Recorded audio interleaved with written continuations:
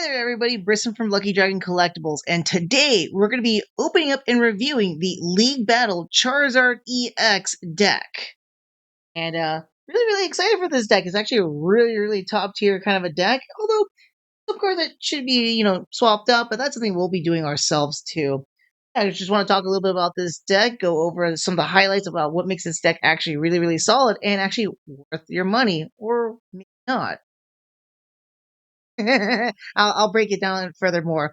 Yeah, just want to let's start it. Oh yeah, and if you haven't already, please make sure to like, follow, and subscribe to my channel. Let's go ahead and open this bad boy. All right, so here we have, folks, the League Battle deck, the Charizard EX deck.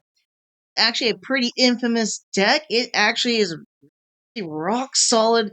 Charizard still kind of rules a little bit of the current game meta, besides the Regidrago decks. But let's just kind of look at the box itself. I really like how it's all set up. We got 3 sets of Charizard EXs, Pidgeot EX, which is a very helpful card grabber. I can't see right here. It looks like Prime Catcher right here, and we got another Pidgeot EX. On the backside here, we got some of the like the general things. I'm sorry if you guys can't read that exactly. My camera's just not focusing. Apologize for this. But it is going to be a 60 card deck. We got damage die counter, a coin flip die, conditioner markers. We got a deck box, which is most likely going to be a cardboard flat one that'll be inside this box. Accessory box, strategy sheet if you haven't already figured out how to use it, but it'll talk to you a little bit about it. So for online. I was going to note that this is also a level 3 experienced trainer deck. So you get the level 1s, which are really for easy entry level kind of stuff or whatnot. Grab them easy. You might find those decks for like $10 or so. Set up the level 2, they're not that bad. They got some decent rare cards in them, and you can actually go into tournaments a little bit. Although don't expect yourself to go to the finals. I think you can get these level 3 ones. Level 3 ones are fantastic. There's also the Miraidon deck that was also great. There was the Gardevoir EX deck. All you have to do is maybe some tweaking in here, but these decks generally have the fundamental strength to actually be very competitive. So let's go ahead and open this bad boy up.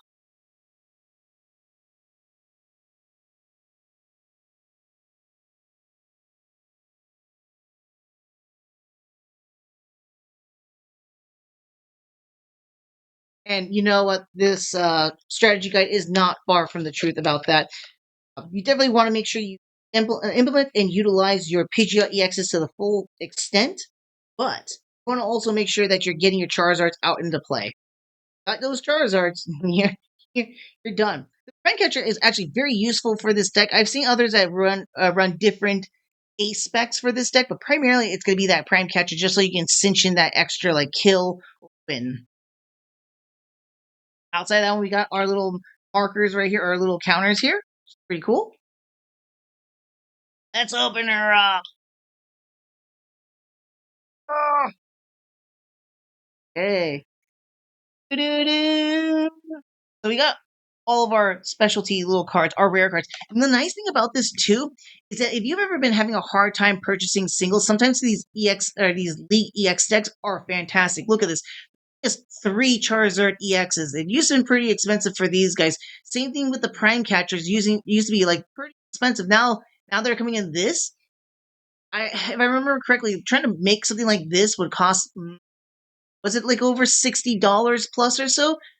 I can't remember off the top of my head, but you're getting more bang for your buck. You're literally paying at least MSRP values $30 or $29.99, and you're getting a bunch of these really hard hitting cards that were generally expensive, but now they're not that expensive since you can get it just in this easy little deck right here. Outside that one right here, we got some really nice little die. Kind of like how they have it a little. Oh, that's nice. I don't know if I can catch that well. I apologize. I keep figuring it's hard for me to see it on the camera and all that. Of course, we got our deck right here. I believe this is going to be our accessory box here, so that way we can go ahead and pop a lot of our little things in here. Like, yeah, there we go. There you go. That's really cool. Yeah, this is a really neat little box. You can just put your accessories into it, so that's kind of neat. You don't already have something like this. This is. I also like how it has a little stylization behind it. Fun little things like that. course, we have our deck box right here.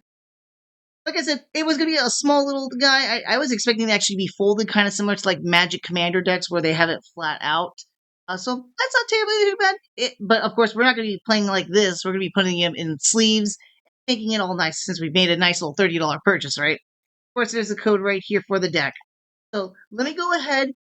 A little bit of movie magic here. I'm still rusty with all this, but give me for a moment here. I'm going to try and see if I can get this just right. On. Presto, just like that. I now have everything set up thanks to movie magic. I don't really want to talk about the deck itself, right? Break it down. So let's just kind of go through these cards slowly here. I'm going to talk a little bit about the deck and then the strategy behind it. So, of course, we got our 3 Charizard EXs.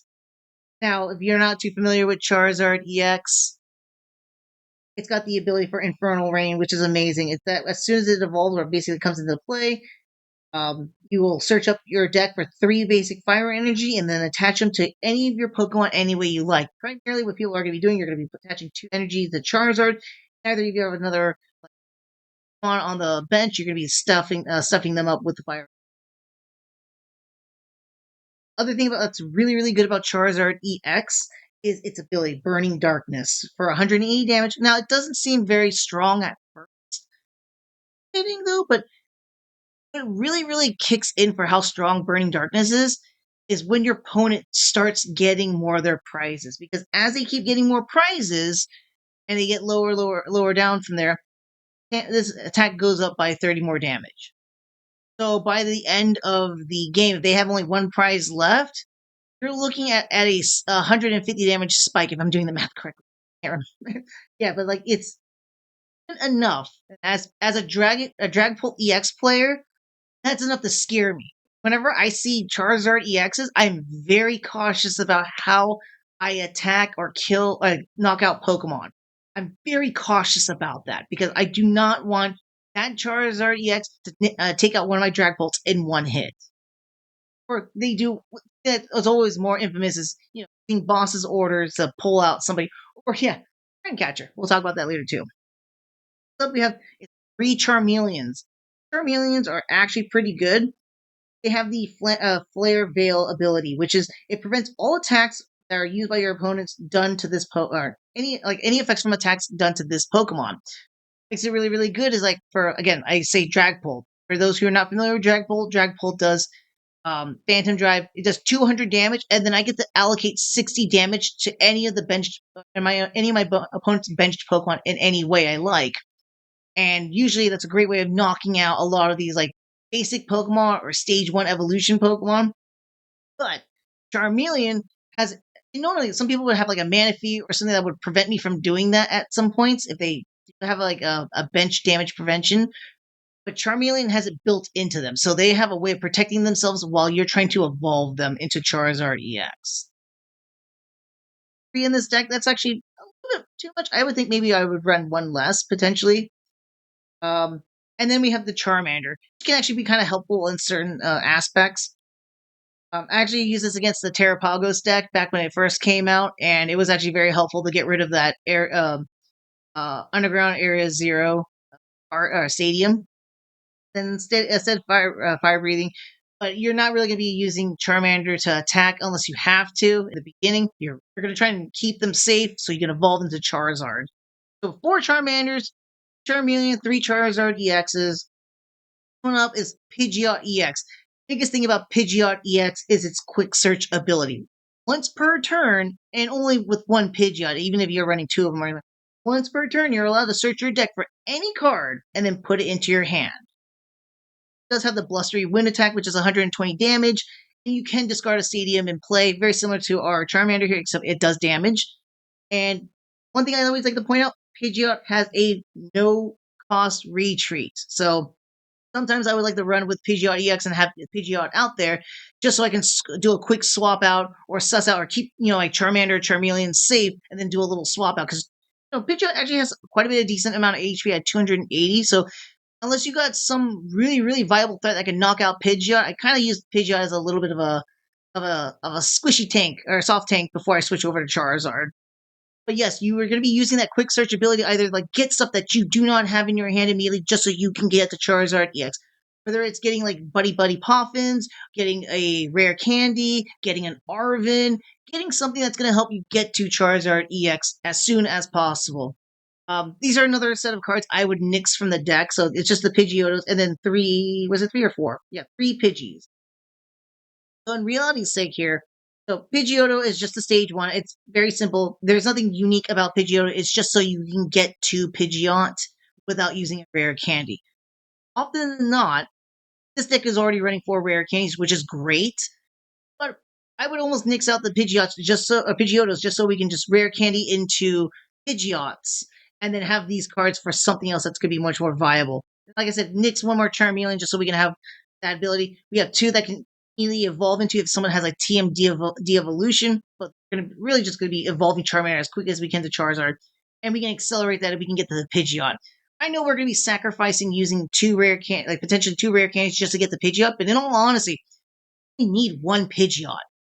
One Pidgeot, so you just need to do a quick rare candy into a Pidgeot, and then you'll be able to get your search engine going and being able to be much more of a viable threat. Last Pokemon in this entire league battle deck is the Moltres.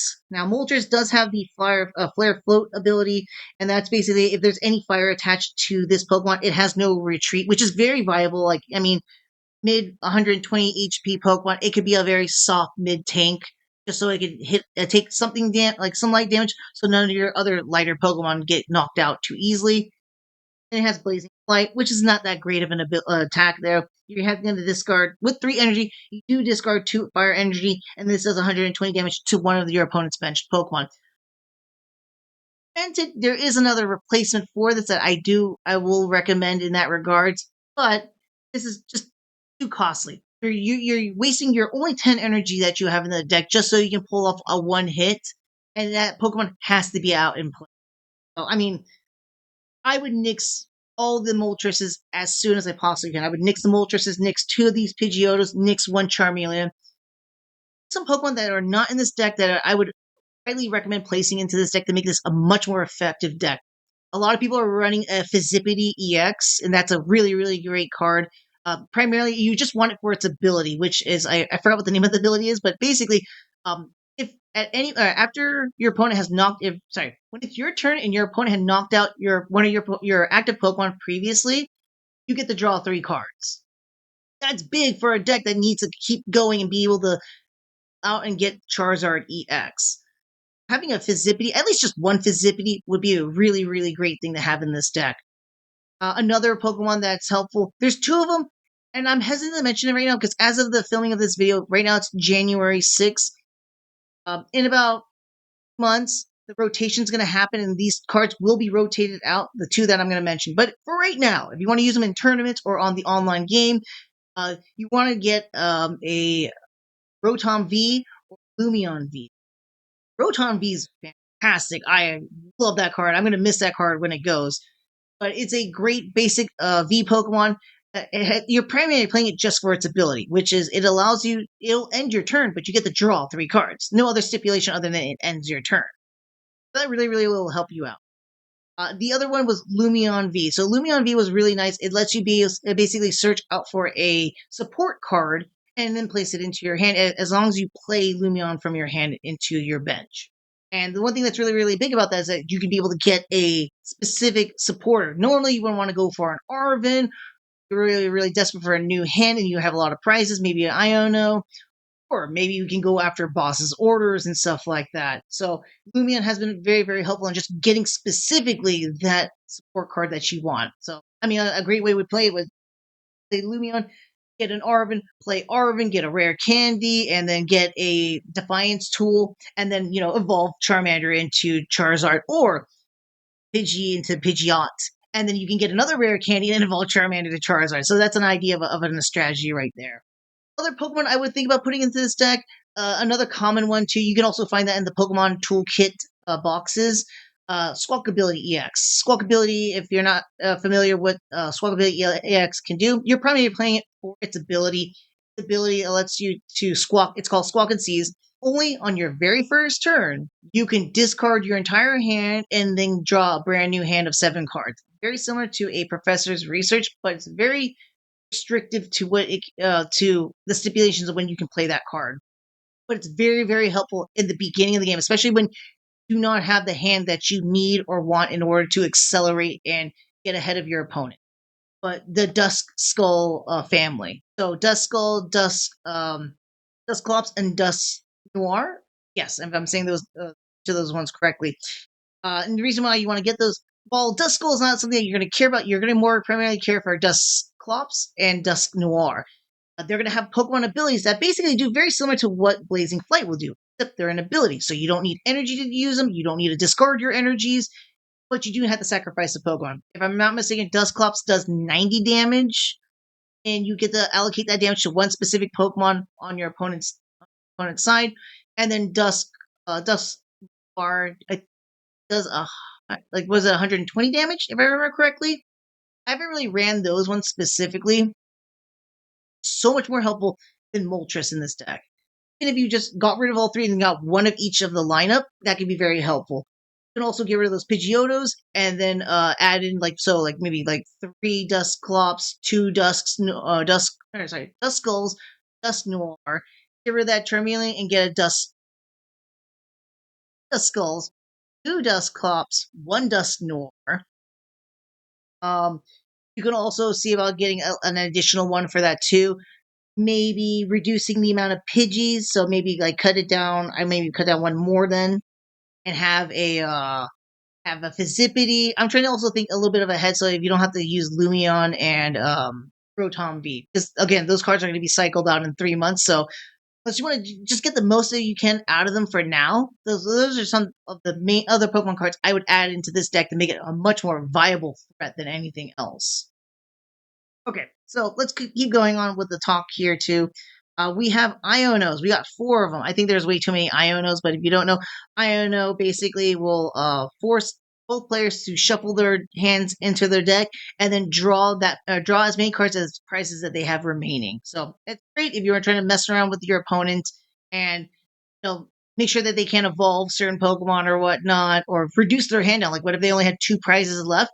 Reduce their hand size to 2, not hand size, but the amount of cards they have for 2, and then they have limited options of what they can do to secure a victory in the game. Next card up, we have Arven. I've already talked about what Arven can do, but basically, he's another search engine card. But more specifically, he lets you search for 1 item card and then 1 Pokemon tool, and then you get to put them in your hand. Of course, you reveal them, but the only thing is that they only give you 2 Arvens. I would honestly sack Ionos for maybe an additional 2 or 1 Arven in this deck. Arven is very, very helpful. Next, really helpful card, and this one's subject to how many people would want to put Boss's Orders. Now they only give you 2 copies of Boss's Orders, which is not that bad. It's pretty standard.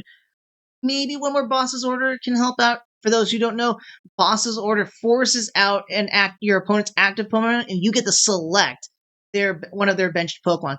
Helps you secure a easy knockout, especially if it's a Pokemon that they retreated, trying to evolve into a first or second stage. It really will mess up their game plan. And I've already shared some stories about how Boss Order have always gone to me from time to time, especially with the Charizard EX deck. This one up, the Professor's Research. There's 2 of them here. I feel like it's a pseudo basic staple in some decks. I don't recall if I actually ran that in my deck. I never really came across it, but basically, to me, it's like Professor Oak from Basic Set. It lets you discard your entire hand and then draw a brand new set of 7 cards, which can be very helpful, especially in early game, just like I mentioned with Squawkabilly EX. One up I have here is Artisan. They are running 2 of them in this deck. This one's subject to be I've seen some people will run 2 or maybe 1 Artisan. Artisan basically is going to let you do once per turn, and this is for either player too. That player can search out for a basic Pokemon that does not have a rule box, put it onto their bench. And that by no rule box is basically no EX or V Pokemon that you'll see a little rule box like on Charizard EX or on Pidgeot EX, for an example. So this is really, really helpful in helping you get your basic Pokemon out. Primarily, you want to get either Pidgey or Charmander if you don't have enough Charmanders out. but it's going to help you grab the Pokemon that you need, again, to accelerate yourself to victory. The next one is a really, really important one. I feel like it might be running too many, though, maybe? I've ran with only 3 before, and I do just fine. But Buddy Buddy Poffins, critical to decks like Charizard EX. Again, for those who don't know what the Buddy Buddy Poffin does, it lets you search your deck for 2 basic Pokemon and with HP value of 70 or less, and then place them onto your bench. So immediately, say like if I only had like 1 Charmander, by playing out that Buddy Buddy Poffin, I can pull another Charmander, I can pull another Pidgey, which is perfect because that's what I really want. I want to get these guys out and I can start searching my deck for stuff that I really, really need, and then really, really get towards Charizard EX. Next one right here, I think this is a great amount of them. Rare Candy. Rare Candies let you basically skip a stage 1 evolution into the next, to the stage 2. So again, you would just use the Rare Candy instead for Pidgeotto, or Rare Candy instead of a Charmeleon in order to get to Charizard EX. Fantastic card, absolutely helpful. Only crux about this card here, and you got to keep this in mind, run in some decks, like for example, I run it in my Dragapult EX deck. We'll come across it is the TMs and then specific TMD evolution. That TM will absolutely destroy your deck if you do not have a stage 1 Pokemon. So it would hurt your Pidgeot for the most part.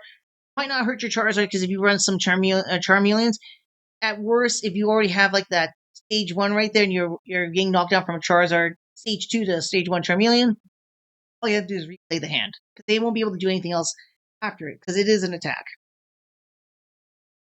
Our next one that we have here is Ultra Balls. That's I would say I would only run 3 because there's another Pokeball I would want to get here, and I guess I'll talk about suggestion too. But I would definitely would want to run 3 to 4 Nest Ball potentially.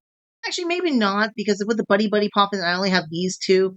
And the Ultra Balls will let me search. Actually, maybe that would help out a little bit more because I'm thinking with the Nest Balls, if you are running the other basic other Pokemon that I'm talking about. So what Nest Ball does, it lets you look kind of similar to Buddy Buddy. You only get to look up for 1 basic Pokemon, doesn't matter the HP, and you get to put it into your bench. Reason why that would be really, really good if you need like card getters, like I mentioned earlier, Rotom V, Lumion V, Squawkabilly EX. Getting those Pokemon onto your bench so that way you can actually start using their abilities, refresh your hand, and get a bunch of new stuff that you would need again to accelerate your deck. Is our only ace spec card because you can only have 1 ace spec card per deck because they are pretty OP. You have is Prime Catcher, and what Prime Catcher does, it functions very similar to a boss's orders, where it does something unique. So basically, it's going to force your opponent to switch out the active spot, but you also have to switch out your active Pokemon for one of your benched Pokemon. A strategy that you could do is probably like switch out, say like what I was talking about with my strategy a little bit was I would have Pidgeot out there be like a soft tank. If I was using this deck and I use Moltres, I'd probably have it as a soft tank. And then if I really want to knock out something on their side, like maybe it was wounded, or maybe they're trying to like set up for an evolution, I'll throw Kirilla into Gardevoir EX, right? I would just throw down the Prime Catcher just so I could switch out my Pidgeot EX for my Charizard and switch out their whatever front Pokemon they have right now for a their Kirilla so I can knock it out. Other than that, too, it's also helpful for getting rid of other Pokemon that you don't want on the field, like Mimikyu EX or not EX. I'm sorry, Mimikyu. Like maybe like a Snorlax if they're doing a stall. So like some other ideas too that you want to use this for. This is really, really helpful. Especially switching out like in that Snorlax idea, like you can't retreat. So you would use that so you can switch out to the appropriate Pokemon that you want. They only have 1 card of it, but it is a super rod. I've seen some people run maybe 2 of these in the deck, but usually 1 is not that bad to have. Basically, super rod basically allows you to shovel up to 3 combination of Pokemon or basic energy cards from your discard pile into your deck.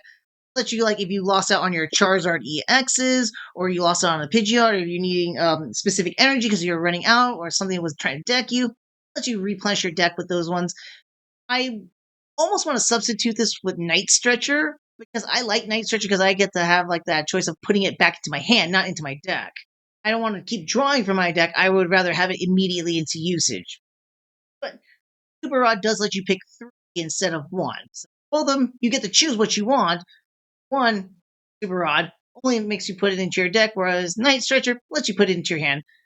I believe Night Stretcher is not coming back into the rotation. I can be wrong about that. I have to look back at what's available lettering on that one here. I don't remember if it's being reprised in Prismatic Evolution. So that I'm gonna run out of space here. I think maybe we'll see what we can do. Next up card up here, an all-time classic, one that I love so much because I do this a lot in olden days of Basic. But it is the Switch Trainer card. And that basically does exactly what it says. It lets you switch out your Pokemon. So again, it's very, very helpful against like a stall deck like Snorlax or something like that. Or what if you have something that, is very costly, like you have a wounded Charizard, but you don't want to lose out the energy, you're really, really low. This gives you the option to switch it out with maybe another bench Charizard that you have. Want to switch out to Pidgeot so you have a soft tank so you can delay something, coming up with different strategies that could potentially happen on the battlefield. Our next one up here, they give us two evolution or TM evolutions. Now, TM evolutions or TMs in general are unique and interesting. Basically, they are Pokemon tools. You will attach them to your Pokemon, and they get discarded at the end of your turn. So choose when to use them wisely, and also choose your correct Pokemon tools as well too, because a Pokemon can only have one tool at a time. Period. Can't get rid of them unless TMs where they disappear at the end of the turn. But evolution does is that with one energy cost, it allows you to basically up two of your bench Pokemon, and then for them, you're going to find the next stage evolution and then make them evolve. Then our last one, because the only other cards we have left in the deck are energies, the last card we have right here, and it's only just one, a Defiance Span. And this is actually a pretty helpful tool. So basically it says, if you have more prize cards remaining than your opponent, the attacks of the Pokemon this card is attached to does 30 more damage to your opponent's active Pokemon. So it helps you cinch in that extra victory. I can't tell you how many times I've been surprised with competent players against my Dragapult deck, and I think I have them in my clutches, and then they manage to pull an Arvin or they use their Pidgeot and they pull out a Defiance Spam, slap it on their Charizard, and they just had enough damage to knock out my Dragapult, and it frustrates me at times. So these are really, really nice to have. I don't know if having more than one would be viable. I would say maybe run one more. Out of all the trainer cards, I think maybe I would knock out two Ionos, add in an extra Arvin, maybe two, might be too much. I might or might not remove the professor's research depending if I add in walkability and such like that. Two artisans doesn't sound that bad. The buddy buddy poppins are definitely pretty good. If I do run any other different Pokemon, say like I described earlier, where I would take out the Moltres, the Pidgeotos, and one Charmeleon, or any combination of the Rotom V, Lumion V, Squawkabilly EX, or the Duskull family, I would definitely want to run. I would probably take out an Ultra Ball and run some Nest Balls. Maybe pop off a Buddy Poppin. I can get two Nest Balls. Maybe pop off one Professor's Research so I can at least have three Nest Balls. Four would be ideal, but again, that depends on how many of those I'm running. I don't know why. I really do like Switch. I really do love it. I see a lot of decks run maybe one Switch. I run generally two Switches because I do this strategy where I'm telling on myself, but I like to put out a soft tank just so I can soak damage and stall for one turn, and gives me ample time to actually build up or gather more cards, and then I can throw out. I will do a switch and throw out something much more powerful, and then like sweep it at that point. But that really depends. All in all, this is a really, really solid league deck. I'm surprised that they give you all these really good cards in a $30 value. Like stuff like this, I feel like it makes me think back to Magic with like Commander decks, where it's like, yeah, well, I mean, all of them are rares. They're not all rares, but they give you some pretty decent rares and stuff like that. Yeah, all in all, I think this is a rock solid league battle deck. If you were to ask me, Briston, should I buy the League Battle Deck Charizard EX? I will look you straight in the eyes and tell you, what are you waiting for? This is one of the best decks out there that's available that you don't have to spend like a ton of money to purchase. It's only $30. A really good amount of rares and stuff like that.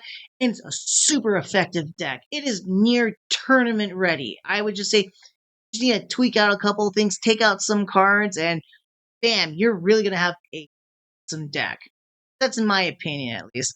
Having run Charizard EX decks online for a handful of not a handful of matches, but playing with them a lot, basically. Not particularly this exact one, but my own modified ones. They are very, very viable threats. They are really, really top tier in the meta right now. Not number one, almost come out number one. Kind of like how Charizard should always be a dragon type, instead of just fire flying or fire only. Just saying, just saying. That's all I gotta say for the Charizard EX deck. Definitely grab it if you can. It's a fantastic deck. And yeah, other than that, let me know what you all think. Did you like what I had to say about my suggestions for what I would replace in the deck, how I would run it essentially, or the strategy behind the deck itself? What did you think? Like it? Do you not like it? I want to hear from y'all. Leave a comment section, or leave something in the comment section down below. And then, of course, if you haven't already, please like, share, and subscribe to the video and my channel. I really would appreciate any and all help. Anyway, that's all I have to say about the Charizard EX deck today, and I do want to thank you again for watching this video. And until the next video, I'm going to see y'all next time. Take care, and may luck be with your pulls today.